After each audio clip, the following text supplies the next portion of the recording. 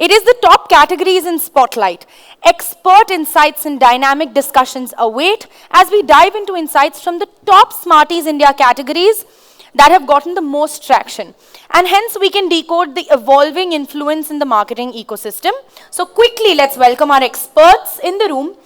Again, Lalatendu Das, LD, Chief Executive Officer, Performix India, a Publicis Group company. Priyanka Mohanty Nayudu, Vice President, Interactive Avenues. Anand Chakravarti, Chief Growth Officer, Omnicom Media Group India. Rohan Chincholi, Chief Digital Officer, Havas Media India. Snehi Jha Mehta, Head, Mindshare Fulcrum, South Asia, Mindshare. And our moderator, one and only Monica Khurana, Country Head and Board Member, MMA Global India. Over to you. Please do not keep the mic too away from your mouths or move to left and right so we can hear you at the back. And everyone at the back, you can come in front, right? You don't have to... Is Snehi missing? Yeah, do we have Snehi with us? Okay, whilst we look her up, yeah. Since it's the last session, I want to stand so I can probably transfer some energy. And I hope that helps, but I will stand. Okay, so first of all... Graveyard shift to panels. Okay, so first of all, thank you for being here. I know we couldn't meet in the day, but I know that there's some very exciting work that you guys have submitted at Smarties, and it's clearly been in the finalists as well. We'll know beyond that tonight. But having said that, there were some very, very curated perspectives which we want to decode with this discussion, and that's why we're here. Hi Snehi, welcome, lovely to see you. Okay, so I told them I'm going to stand, so don't get awkward about it. I'm just trying to transfer some energy. I don't need that. Okay. Okay, guys, so I'm going to keep this as interactive for you guys as well with them, because you must know the reason why they're here is because amongst the categories that we had, they've got into the finalist round in multiple of them. So give them a big round of applause on that. Yeah? Okay. Obviously, the final result will be revealed tonight. Having said that, we had about 157 entries come in, over 26 categories at Smarties. There were some categories which clearly stood out, right? And just to call them out for your understanding, AI in marketing, connected TV, retail media, creative and influencer marketing, and data analytics were the categories which really got a lot of traction at Smarties this year, yeah? Having said that, there were a lot of the work that came in, and now I'm going to come to you guys, had immense use of technology, yeah? And, it's very, and a lot of you have yourselves used a lot of that technology. So I'm going to open with a question which all of you or whoever would like to pick up can, on the context that given the use of technology which we witnessed at Smarties, how do you think the role of technology is evolving in marketing, specifically with AI and data-driven marketing becoming very, very prominent? So any of you who would like to pick it up and share more light on it? I can go. Fair, Rohan, go for it. Hello, yeah. I think everyone's spoken about AI, so anything that is additionally told here will or may sound repetitive. But I think the best use case that we are seeing from a purely day-to-day perspective, we use Microsoft. There is the great AI tool, generative AI called Copilot. You finish a meeting, the transcript is on. It takes just a click of a button and a few commands, and your minutes of the meeting, your next steps are immediately, created. So on one end is about utility for the agencies. I think that's working very well. On the other end of the spectrum, I think whether it is creative, whether it is media, I mean, the two panels before said, at a click of a button, 300 images being created. The cost to the clients are much lower than what they were before.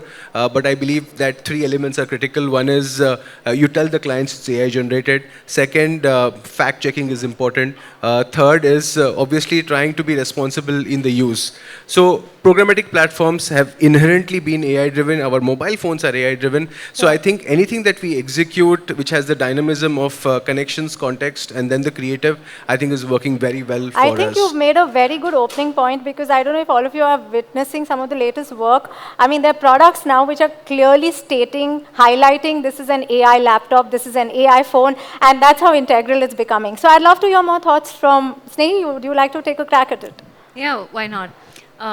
So I was sitting in the room today listening to some of the other panelists, and I think, like he said, lots has been spoken about AI. The way I look at it is, it's the ability to just do something faster at scale. And there's been enough demonstration of how we've used it time immemorial. Sure. So he spoke about phones. Yes. But I even go back, let's say, 10, 15 years to when I worked in financial services. It is actually the first demonstration of AI was being used. If someone in financial services knew कि आपके पास एक savings account है and now I need to come and pitch an insurance to you or a credit card, it's because at the back end, there's a lot of database analysis happening in understanding who you are and what I can pitch to Right. you. It's just got smarter today. It's got more intelligent. I also picked up a very interesting piece in the conversation, which was, is it good, bad, etc. And I don't think it's either of the cases. It's just how we use it. It is ML based, which means it will get better in time. If all of us are using, let's say, a ton of tools, you mentioned Copilot, but let's say Rediffusion, Midjourney. If you've been using it, you will see as you keep using it, AI gets better. So I think evolution in technology is just it's a decade-based thing, it's a generational thing, it happens. More use just triggers better use of AI. It's very exciting to see how a lot of what we are putting out as cases is actually coming from consumer need.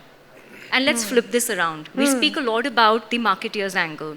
But if you flip this around, what actually consumers have today, they're expecting things at speed. They're extremely savvy. They know that you know decent amount of things about me. Are you actually personalizing things for me? And it's not just about the creative. We talk a lot about DCO. There are cases where a lot of FMCG companies today curate products based on the cues that they pick up That's so about what's interesting. getting searched. That's very interesting. So let's give this another complexion. Let's not just look about it as advertisers and from an agency lens. What are marketeers doing? What do consumers really want? They want Yes. speed.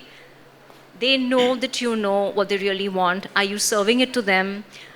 They also are extremely savvy about the ethical use and data privacy. AI allows a little bit of mitigation of biases. Sure. How do you take that into account as well? So that's my take on it. And this is a conversation Very I think well, that can go very on well for many put, weeks. and a very unique nuance to it for sure. Priyanka, LD, would you like to take a crack? I think I totally agree with what Snehi was saying. In this era of attention economy, right? Yeah. It is, AI is playing a more and more important role because it helps us understand.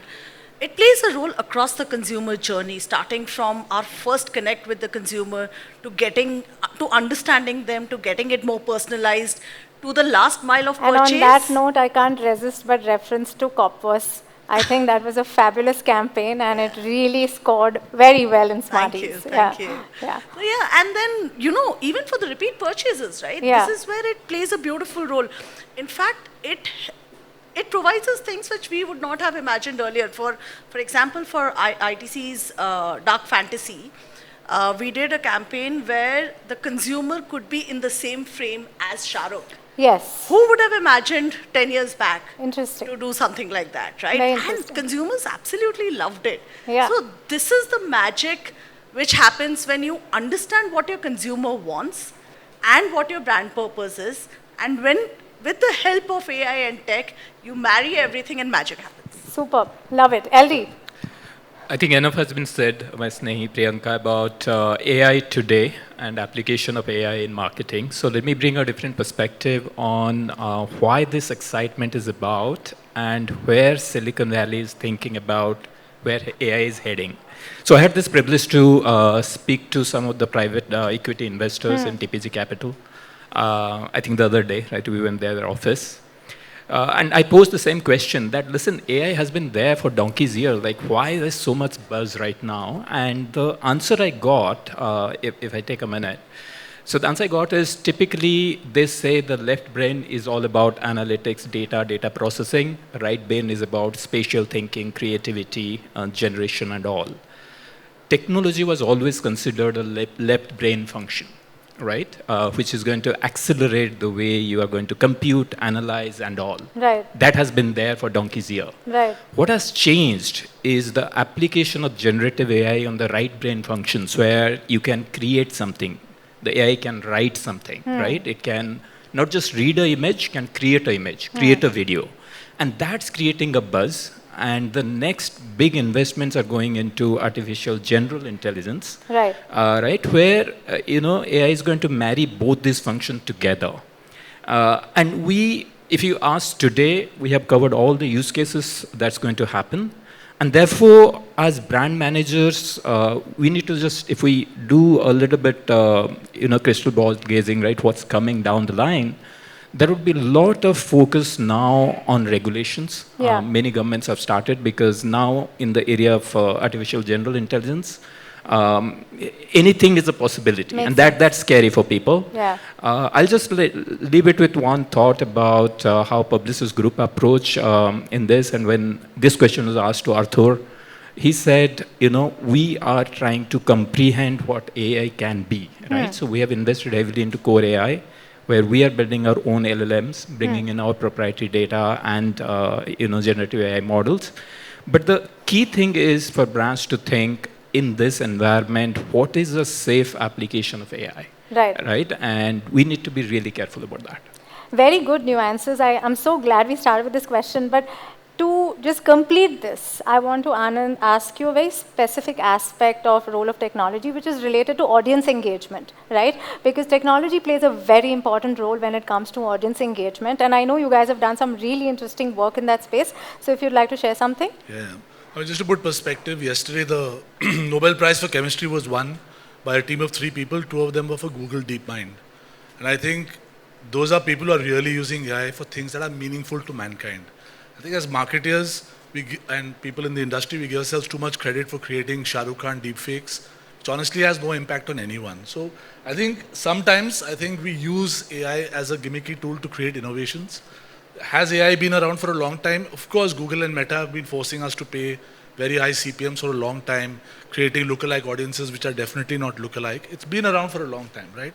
So I think one should look at it from that perspective, that the truth is that in the marketing domain, I don't think as users we have too much of control about what we're using. Most of the ad tech and martech tools out there which claim to use AI, no one even knows what the source data is and what they've been trained on, right? So I think, like Latinu said, you have to be really, really careful about what you're using, because at the end of the day, there are massive ethical issues related to the use of AI and data.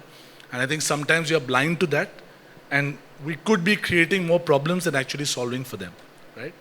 I think coming to engagement, of course, right? All of us watch OTT platforms, and recommendation engines make our life easy. Otherwise, we spend the first 20 minutes trying to find a show that we want to watch. So I think it's part of our lives in the simplest of ways. And then Google and Meta have always been using AI and ML to create lookalike audiences. It's just becoming more and more sophisticated. I think, and the way I see it is, I think the power is actually going out of the hands of all of us, right? Look at Google and Meta. Their full stack is now being run by AI, which technically means that as an advertiser, there's very little you can do. It's becoming a black box of significant proportions. Makes To sense. my mind, more than looking at how do you use it for innovation, I think as an industry, we probably need to look at that aspect of it and say, how do we control it so that the power doesn't go out of the hands of people who are creating and building products for consumers. Sure. Interesting. Okay, so now that we've covered the technology aspect, right? Again, all of you and have submitted work as well as have been doing a lot of work in the area of social responsibility as well, right? So, the question in the room, especially in the interest of the audience, is really, how are brands balancing the need for social responsibility with business objectives, right? Because there is a thin line. However, at the end of it, if you crack it, there are rewards, but it's a challenging path, right? So, any thoughts which maybe Snehal, you would like to take? I think just as a principle, couple of things for us is we optimize first for delivering results for the brand. And awards are very revered. We love it. We're very passionate about it. But the first milestone Sure. is, am I actually doing right by my brand and my audience? And that's a yardstick we use. So there have been mentions of gimmicky usage, etc. But there could be an audience that also admires that. So we'll keep that conversation for another day. But just coming back to principles, these are the most important things. Now, coming to your very specific piece that you had on balance, Yeah. the way this really works is, let's take any brand, right? Let's take one of the entries that we have for this year on Lifeboy, which Sure. was on the whole, Yes. the darshan at the Durga Pujo Pandal. It was about, even in that cultural moment, it came from a very deep insight. A lot of eating happens in these cultural hubs. Correct. And people rejoice over there. Yeah. Brand's purpose has been, have you washed your hands? And is sanitization something that you're thinking about even when you're there? And we found the perfect moment over there with the use of some technology that we could bring alive. It's a very fine balance, which is where the judgment comes in of a lot of our planners who work with the content teams to understand what's the right blend. Where is it that we're not losing cultural insight? Where is it that we're not force-fitting our brand? So it is an extreme human intervention and effort that comes to it. Keep it very delightful and Yeah, keep but it that's fun a lovely still. example you shared, and in fact, I do want you to maybe tell the audience a little more about the Ma campaign and the way it was executed. I mean, we as jury saw it, and there were some very interesting insights out of it. Why don't you tell us more about it? Actually, and I won't hog too much time, but if I could just very quickly talk about it, because we are sitting on Ashtami and Navami day today. A lot of this often starts for us with the consumer insight and what the brand wants to do, and which I'm sure is true for most of this room here. And we realize as more people go to the pandals every year, whether the audience is young, old, families, etc., the need to capture the moment is just becoming so big. It's that whole syndrome of FOMO and the flash bulb, right? If you're not there and you don't have a picture, so you feel like, I don't think it's really there. So you have your phone all the time with you. We also, when we went on ground, we see most of these pandals, they are so beautiful that you are taking a lot of pictures. Correct. And we were like, what could we do there to put the brand message? Of Right. course, there's a lot of pandal branding that happens, but this was almost like very beautifully embedded QR codes in the pandal branding. So when you took pictures, the message popped up.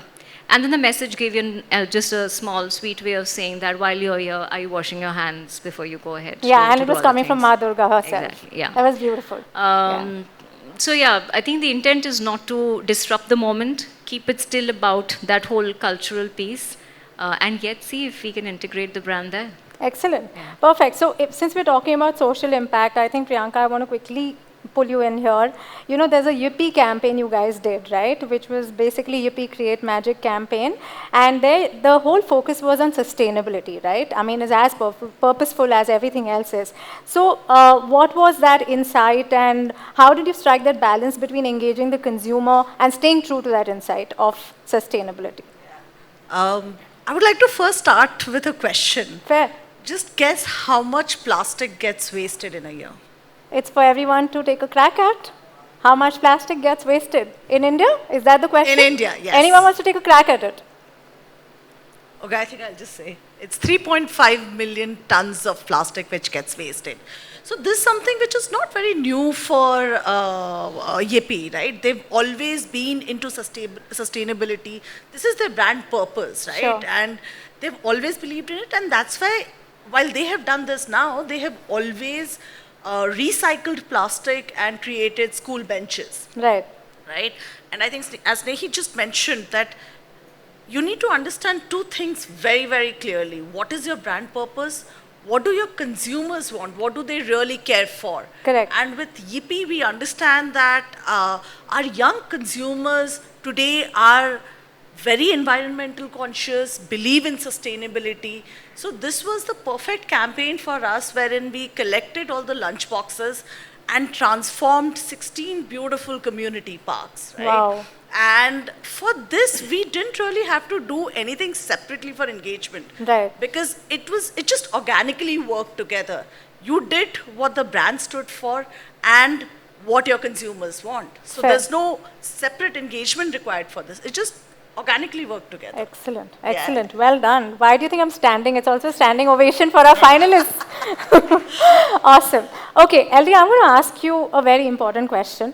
And I do know that you'll be able to share some very interesting insights on this one. So you guys did this campaign for ITC MasterChef, yeah? The snacking revolution, okay? And your objective was to have immediate impact, but yet enable long-term credibility and brand equity. How did you get that balance right?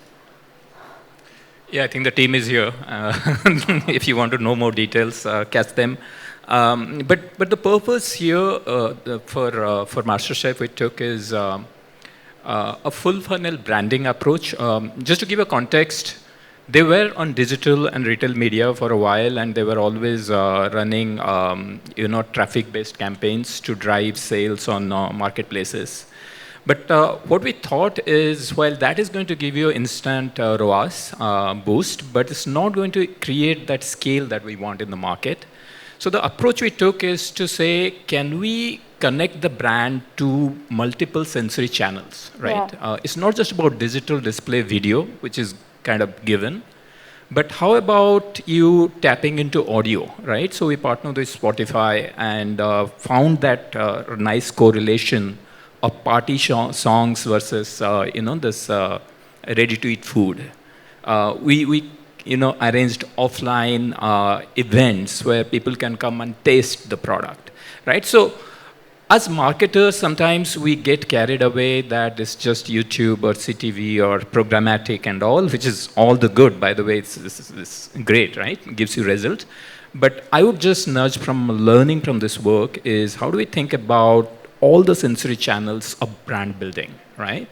And that would have a cascading effect on all the bottom funnel and mid funnel engagements that you plan. Makes sense. Okay, I'm going to ask two of you a little trickier question, but I think it's important for folks in the room to know, right? I mean, there's so much work that happens. How do you decide what do you want to submit at a platform like Smarties? Like, what is the criteria you factor in to ensure that you feel that it deserves the showcase? Look, I think one is you have teams and people who worked on it, right? And they're very passionate about it. So I think entering for an award is also for a team to kind of seek validation that, look, we've done good work that's recognized, right? But obviously, it's a competitive space. Therefore, you're looking for something which is distinct and unique. Okay. Hopefully, it's led from a real consumer and human insight. And then you leverage some form of technology or partner to kind of bring it alive, right? And I often find that winning awards are the ones that really come from the consumer and then have built a solution coming from a strong consumer insight, right? So I think that's one thing we look for in our entries is do we have a strong consumer story leading to the use of a platform or technology or a partner that finally led to a solution that eventually drove business for our clients. Makes right? sense. Rohan, you want to add to it? I think it's all about impacting lives. I think the shortlisted cases even within us, right? So if our campaigns are able to reach out to that one metric or, for example, we had this Swiggy case on Lal Bagh Ka Raja where we ensured that the elderly got the prasad. It was a series of events. We did this, with the Durga Puja time year back, ensuring that the bhog reaches the elderly. I think it was purposeful, and I think it helped us. So I think cases like these, we felt nice. The client liked it. There was a lot of positive sentiment. Once the campaign goes live, give it an option. We want to submit all the awards. You mentioned Lal Bagh Cha Raja. Yes, I want to ask you this because I think it's in the interest of the audience to know. Yeah. You executed it actively on the Swiggy platform. Am I right? So so the idea was executed on ground. Yeah, however, a lot of promotions and the delivery happened through. Right. So I think there is a very good connect between, what the platform stands for and is the platform playing a role in this entire idea. A lot of things happen where execution happens. There is a lot of AI, but here the delivery. Tell us just two things which is very important from that campaign. One, what was the insight for that Lal Bagh Cha Raja campaign when it was conceptualized? And second, why did you choose to use Swiggy to do the distribution of the prasad? And why did that combination All right, come? so two things. So when we the year before, when we did the similar campaign during the Durga Puja time, where we realized that a simple, impactful idea like what I mentioned, the Bhog reaching the elderlies and the lot of elderly homes, Yeah.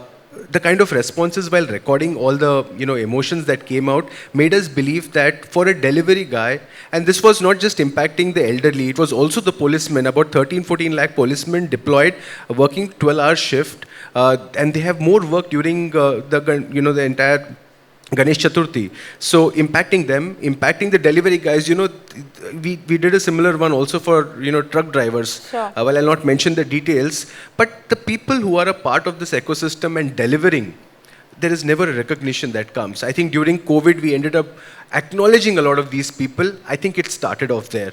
And we started realizing that the core people who are, the last mile, who are ensuring that the food reaches our plate, Yeah.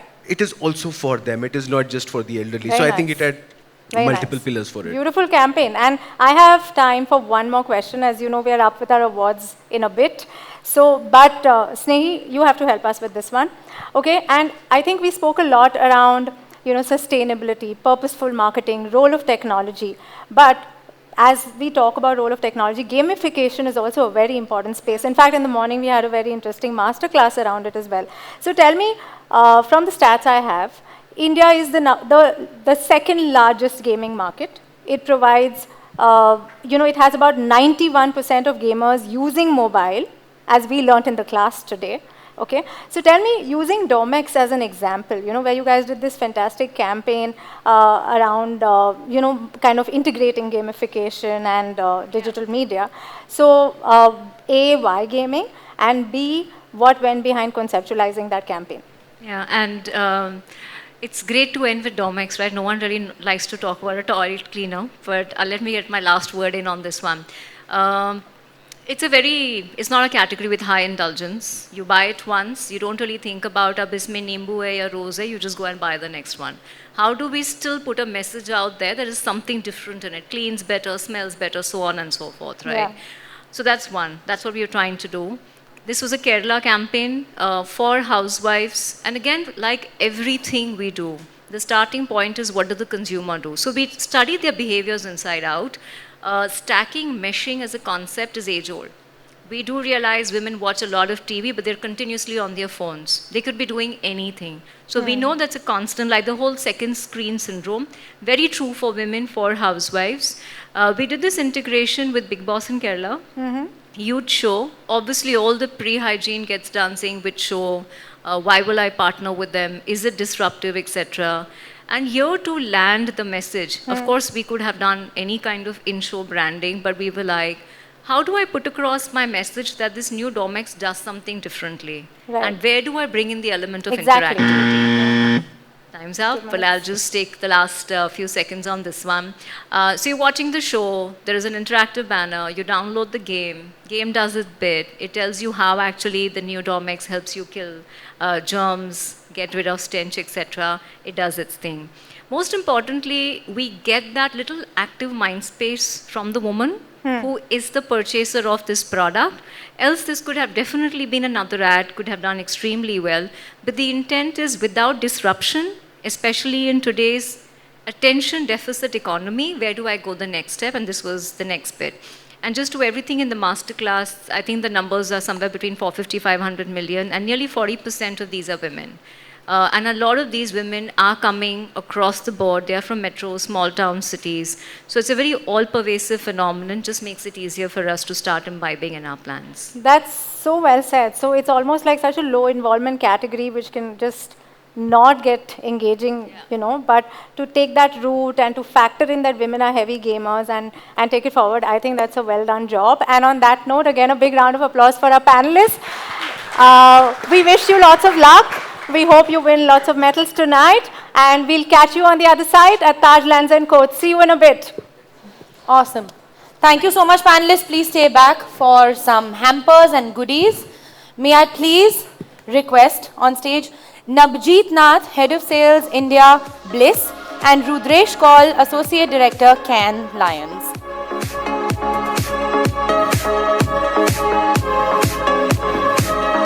Can we have the hampers? Hi.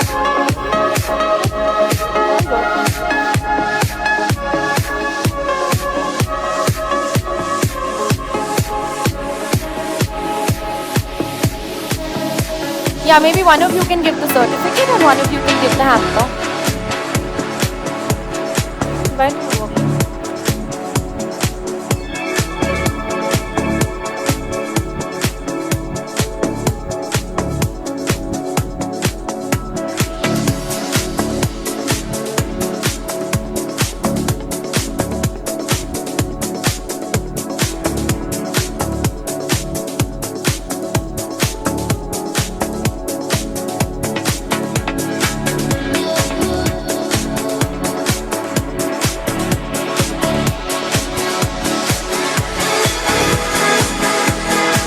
Can we have a nice group picture once everybody gets their hampers and certificates?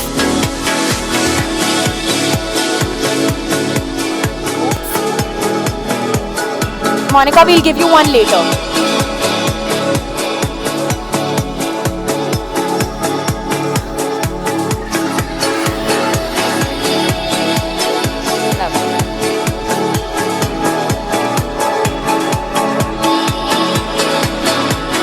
Thank you so much, panelists. Thank you so much.